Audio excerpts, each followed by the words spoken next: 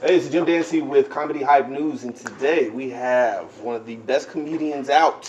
Before you even start, can I ask you, how did your voice change like that? Come on, man, I got the professional voice. No, I'm just saying, son. I'm like, who is this right now, son? Yeah, I got the interview No, voice on. you was like this, that, and the third. Feel me, son? Good evening, everybody. This is so-and-so from the... Do your thing, son. I didn't mean to bring you out of character. You're Tony to your friends. Okay. You show up to the office, you're James. Yeah, everybody got that. Yeah, you all right, Supervisor all right. James. I just want to let you know that observation on my part, I noticed the difference. Got you. Yeah. Hey. So once again, this is Jim Dancy with Comedy Hype News. We got Mr. Donnell. How you feeling today, man? I'm not feeling good. I heard you got something going on with your Yeah, man, the worst feeling in the world, son. First off, the worst feeling in the world is to think that you lost your cell phone. Because, in the world we live in now, it's like a 10-second delay before you get anxious and anxiety kicks in. Yeah. First thing you do is like, oh, where's my phone? And when you think you lost your phone, the party is over, son. The party, when I say it's over. Where's my phone? Not only where's my phone, you want the DJ to stop. You want everybody to be quiet. Listen, hold on, let me see your phone. Where's my phone? Anybody see my phone? Anybody see my phone? And then you got to go through that. That's the worst feeling, to think that you lost your phone. Then we get past that and find out that someone stole your phone. That's when it goes to the next level. You got that iPhone Finder joint? I had the iPhone Finder, but who remember their passwords? Nobody remember their passwords. That's true. The reason why you don't remember your passwords is because you trying to keep your password away from your lady, and you so nice with it that you don't even know how to get your own password no more. But that's how it is. You gotta get it, man. Yeah, but I tried all that, but I'm back. They can't stop. We all up in here, 8 up in here. You know what I'm saying? The unfortunate thing about it is, I'm like, who steals cell phones now? Like, You gonna get caught? you're gonna get not only you gonna get caught. Not only are you gonna get caught, like, what are you gonna do with a phone? No. You can't resell it. That's locked. You know what I'm saying? The screen cracked. It was on its last legs anyway. But the moral of the story is, make sure you keep your phone on you all the time, and don't let the devil stop you, son. There you go. Devil try to stop me. Because he's back doing shows. You in Atlanta this weekend? I'm in Atlanta. How was the show last night? Last night's show at the Comedy Theater at Atlanta. I'm going to some Atlanta Comedy Theater. It was a good time. Okay. I always have a good time there. I think the last time I was here was like 8 months ago, and that's a pretty quick turnaround. Mm-hmm. But I always, do new stuff, and the people show up. And Atlanta is a great place to tell jokes. Got you. Now, speaking of shows, you did a run at Radio City Music Hall. Yeah. With Chappelle. And I saw it had a crazy lineup, not only of just comedians, but of music artists, man. I saw Lauryn Hill was there, Kendrick Lamar, Michael Che was there doing his thing, Trevor Noah. It was one of those shows, like, every night he was like, can it get any better? And it's like, oh, can it get any better? Oh, Jerry Seinfeld. Oh, Chris Tucker. Oh, Chris Rock. Oh, it was crazy. And like you said, to match that, it was 2 parts of the show. It was the comedy side of it and the musical side. So once you laughed like crazy, then you was turning up with Childish Gambino, Chance the Rapper, Kendrick Lamar, Ice Cube destroyed it, T.I. bodied it. I mean, the list go. I know I'm missing some people, but the list go on and on. And I think it was like, only Bill Cosby has had a comedic residency as long as Dave Chappelle had it. Jesus. And Bill Cosby didn't have like Lauryn Hill or anybody. It was just Bill Cosby. Oh, you can bring it in. You can bring that in. Put it on the table. I'm gonna pick up. I mean, come on.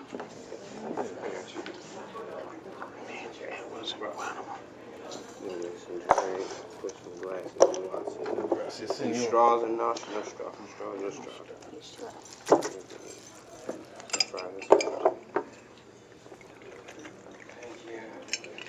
Now, how do fries just drop on that damn table like that? Is this blocking?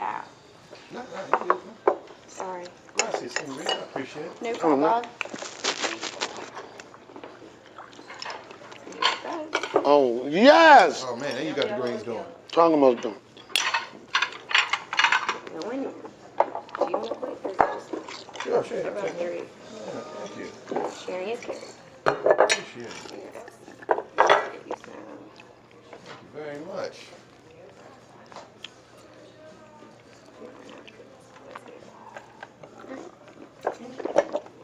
Cool.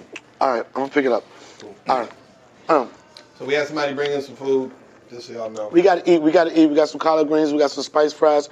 and we got some risotto croquettes. That shit looks a lot, amazing. A lot of people don't even know how to pronounce risotto or croquette, but we got both of them. Really cooking, right? Yeah, I cook. Yeah.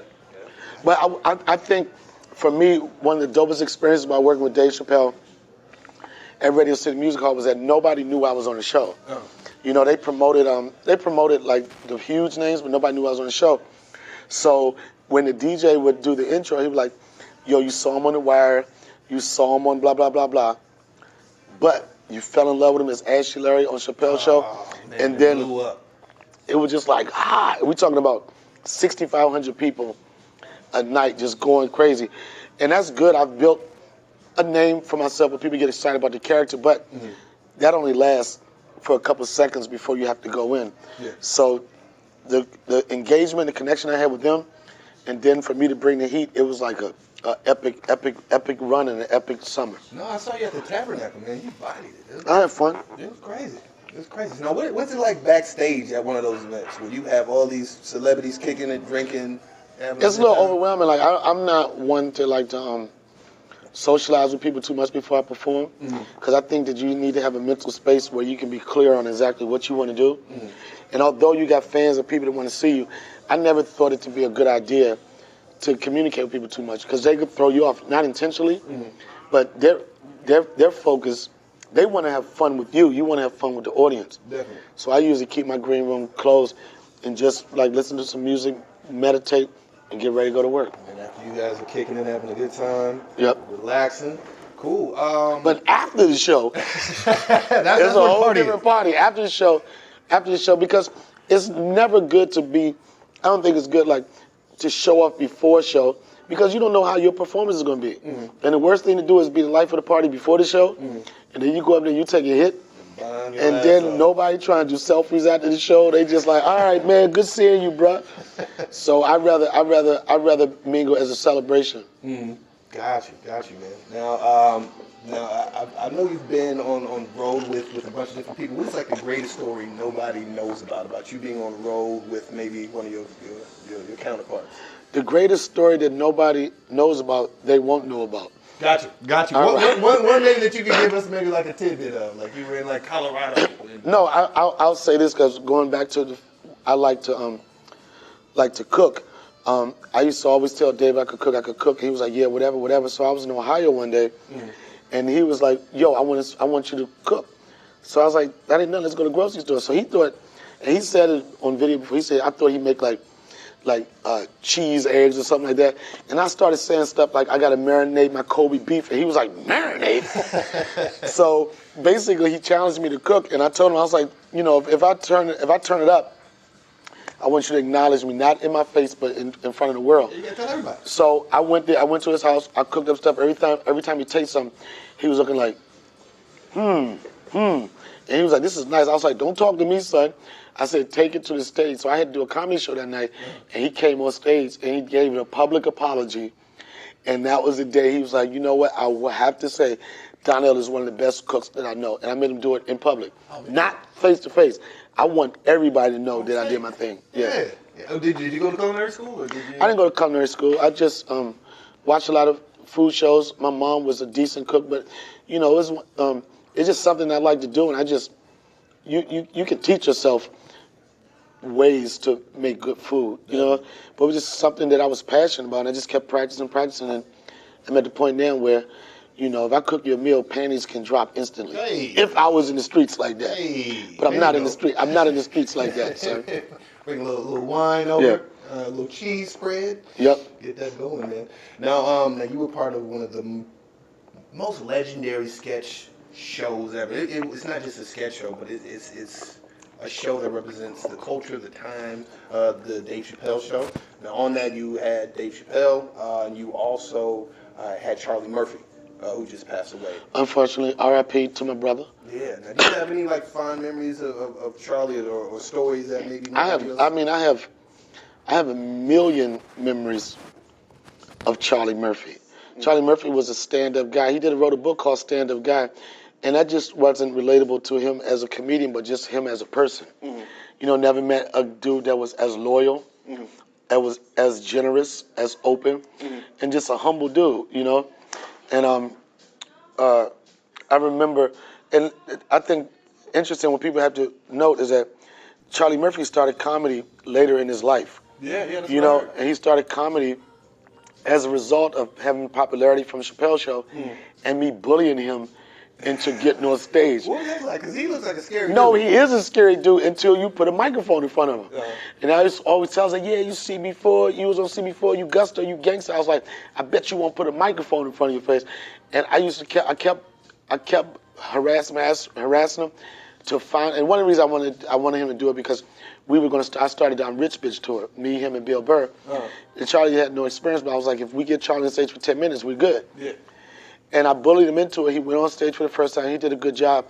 But the point I make is that this dude had to develop his comedy chops as an open micer. Oh, wow. I mean, like, can you imagine, you know, you just started comedy and you selling out everywhere. 600 people everywhere. Yeah, I mean, everywhere, comedy clubs, theaters, everywhere. So he had to make the transition from being like an open mic guy to like a national headliner in a short period of time. And when he first started, it was a little rough because, you know, you didn't have experience on dealing with hackers and all this type of stuff. But when I tell you somebody that buckled down and got it together, Charlie got it together, and then in his passing, people consider him one of the best storytellers of all time. So Charlie was going up doing 40 minutes first year in? No, not the first. It started like 10 minutes, but it gradually like 10 minutes, 20 minutes, 30 minutes, then 40 minutes, and then after that it's like how much time you want to stay on stage. Oh, man, rest is history. Yeah. Good dude. I miss him too, man. Really good guy. Yeah. Hey, this fell off my chest. Let me, I got it. Hold on. Tape it to your shirt, the inside of your shirt. I don't know if it's a stick. If not, I might just have to put it on the tape. And probably got to go like this. You got no more tape? Yeah, I got something in the car, but Yes. I might just have to do it like this. Yeah, you should be fine. Ain't nobody gonna see that all that. Yeah, ain't nobody gonna see that, man. Good. Cool. Open on the sky real quick. Oh, you did? Go ahead. This one's still on. Cool. Now, Ralphie May also passed. Did you ever do any shows with Ralphie May? Oh, what's up? Okay.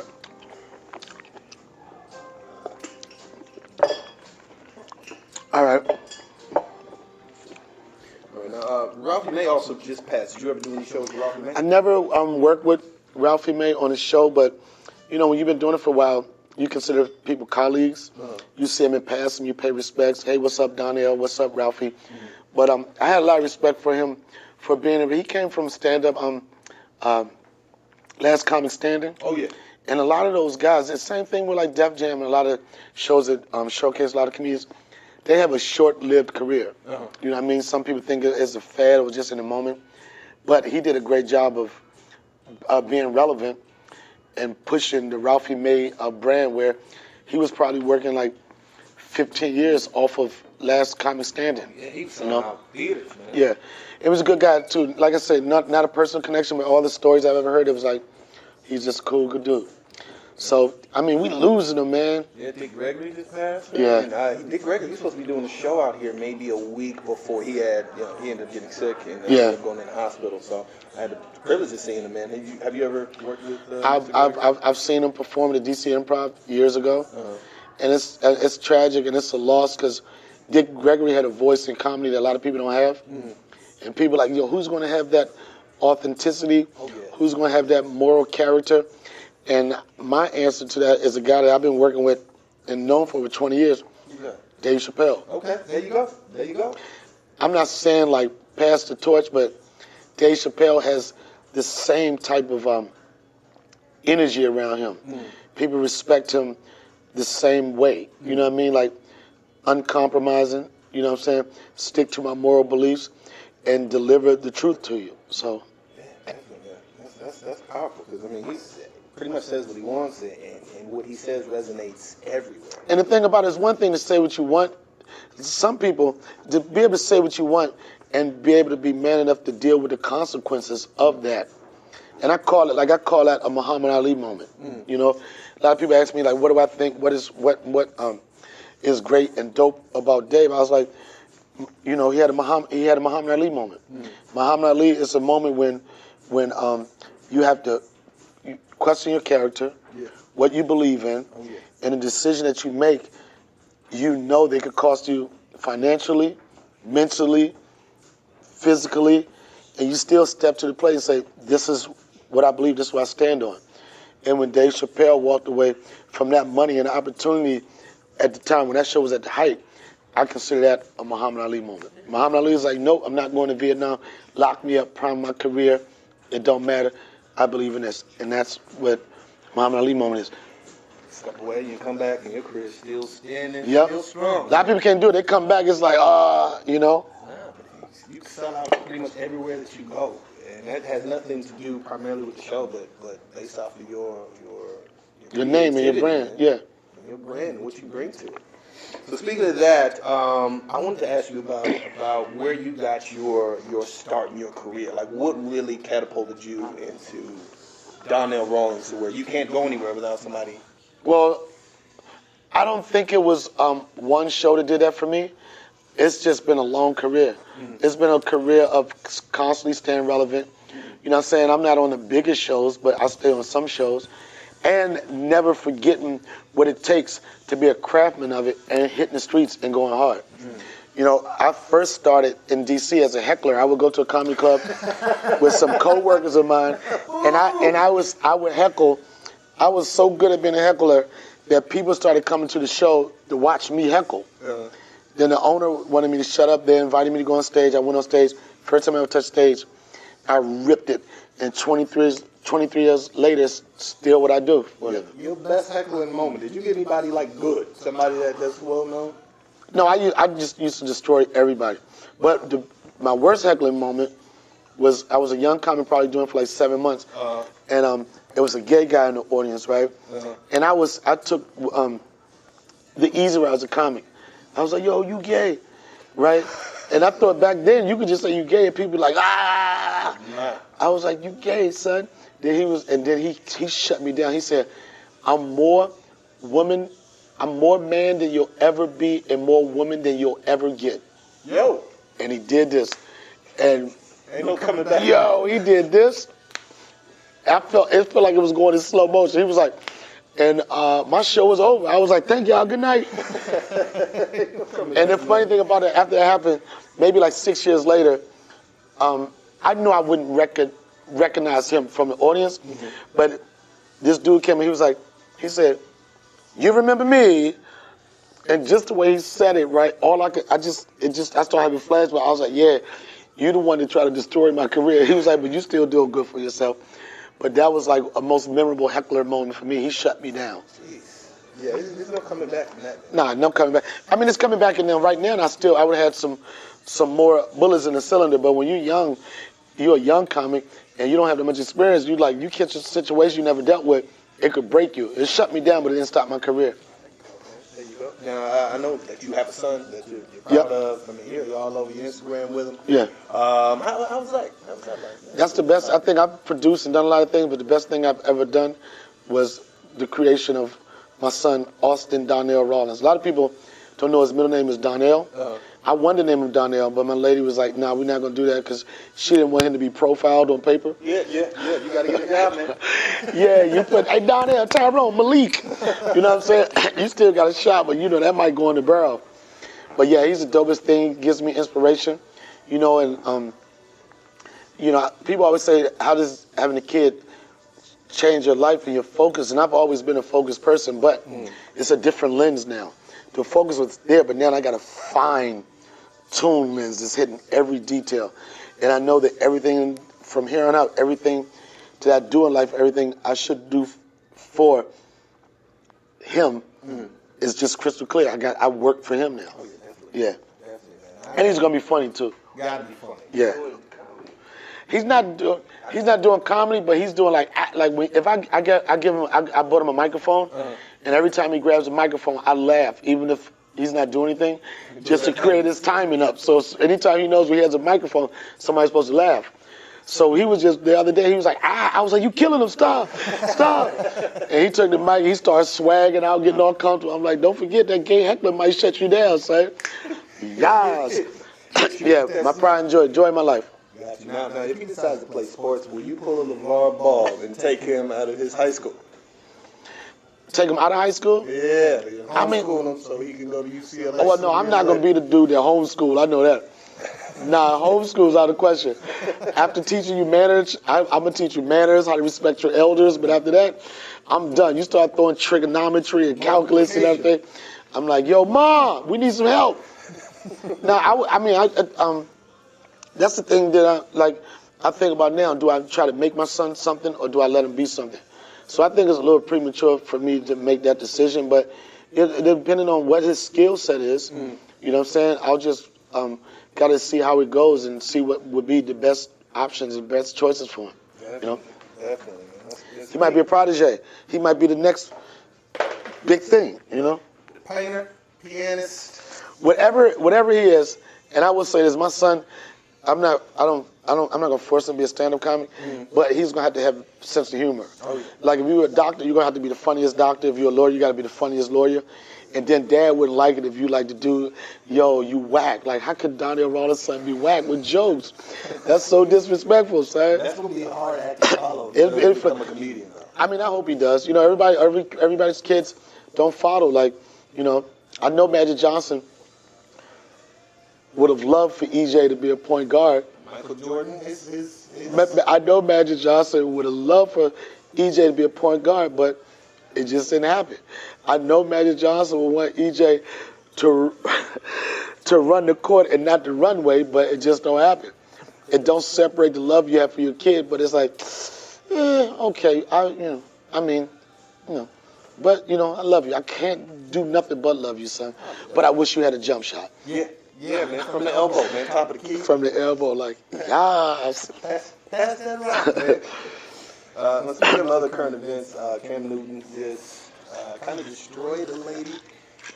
A female reporter who asked him about routes, and he said it was funny that a woman's asking him about wide receiver routes. Yeah, but I think in that situation, Cam Newton there's a new thing. Instead of pleading the fifth, you could plead to Donald Trump, which is locker room talk. Oh, yeah. You know what I'm saying? And I'm quite sure in that situation, I didn't feel like it was any malice. I didn't feel like that he was trying to be nasty. He was just talking the way guys talk. It's unfortunate, but it's like, yeah, right. You know what I'm saying? Like a woman know about routes, which should give females incentive to prove him wrong. You know what I'm saying? There's a lot of things that could happen in that situation. She could be like, oh, I know routes. And she could have started running some routes, and it would have been a comical moment. You know what I'm saying? But because she stood back in the moment and was like, I can't believe he said that. You can't believe a guy says that women don't know anything about sports. You know what I'm saying? Women have proven that they do. If you look at all the sports shows now, you see more female commentators and more women with voice that know what they're talking about. But I think in that moment, it was just a guy having a guy moment, and it got blown out of proportion. Even the way they was like, yeah, but the world we in now, people want you to apologize for everything. Anything that you do that does not run parallel with their beliefs and their thoughts, they're against it and they want to protest it. You know what I'm saying? I really don't think Cam Newton doesn't have a history of that. You know what I'm saying? You gotta look at the character of the person. You know what I mean? He's been a great ambassador to football. He's been a stand-up guy. Don't get in trouble. He shows that he's a leader. He's a role model. And he was kicking it, and he said something stupid. You know what I'm saying? Because of that, he lost Dannett. He lost Dannett. Like, I said something stupid the other day, and I thought I was going to lose my lotion contract. But the people that supported me, they know my character, and they was like, you know what? We got to keep ashy. We got to make this brand go from ashy to classic. But, people want to get us serious and mad. The dude made mistakes. In life, we make mistakes. He made a mistake. He apologized for it and move on. But nowadays, people just want to say you're sorry. I said I'm sorry. Say it in Korean. Say it in Japanese. Say I'm sorry in Swahili.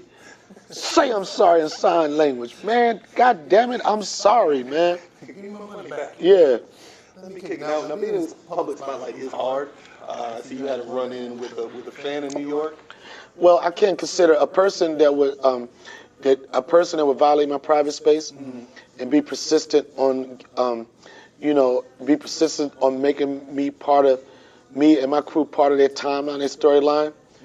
And inconsiderate, I don't consider that a fan. You know what I'm saying? That's, if anything, it's a fanboy. You know, and it's a situation now with like social media and everything.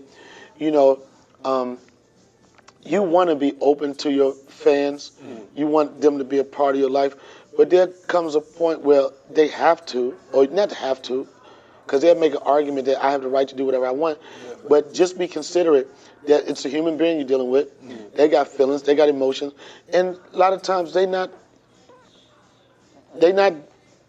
always want to be at your beck and call. You know what I'm saying? Like myself personally, I take pictures with anybody.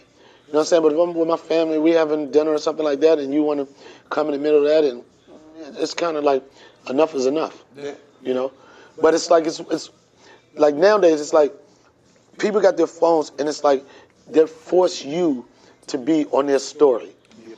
You know what I'm saying? Like you can't imagine like everywhere you go, if someone always wants a picture, that's cool. But then not only they want a picture, like, oh, I'm Snapchat, I'm out here, y'all see I'm with Donnell Ross. You didn't agree to that. At least be courteous enough to like, do you mind taking a picture? Do you mind a Snapchat, whatever? Give me the opportunity to be a part of your storyline. Don't just force me into it, you know? And if you don't, and it gets crazy, you know, sometimes Yeah, you gotta have your security. things happen. Yeah. You gotta. I've learned my lesson that it's a good idea to keep security around you. You know? Yeah. Especially there's like a story that you were at Denny's or something like that. Oh, that was a while back. That's old fake news. Fake news. That's fake news. Liberals want you to believe that I got into a fight because they try to accuse me of not paying my tab when I went out. Pay a tab? That's my question. That's the question I said to this lady with my book bag on the inside, with my still had some food on the table. Went out to have a cigarette. That's another reason I need to quit smoking. But I mean, things happen, man. Definitely, man. Definitely. Let's see. What else we got on here? All right, that's pretty much it, man. That's it. Is there anything that you actually want to promote that you got going on right now? Um, I know you got the Bodak Oh, Black song. yeah. coming out right now. You still rolling? Yeah. How did Bodak Black comedy song come about? Well, Bodak Black spoof parody or fire came from being a little frustrated with some people that think because you make a funny video on Instagram or you have a certain amount of followers that dictates your skill set. And I do know there is a skill set to be able to build your brand. I do know that. But for me, as a person that's passionate about stand-up comedy, when I see somebody in their bio put stand-up comedy and only can stand on stage for 2 minutes, Thank you. for 2 minutes, Thank you. for 2 minutes, 2 minutes. and without your phone being in your face, you can't be funny.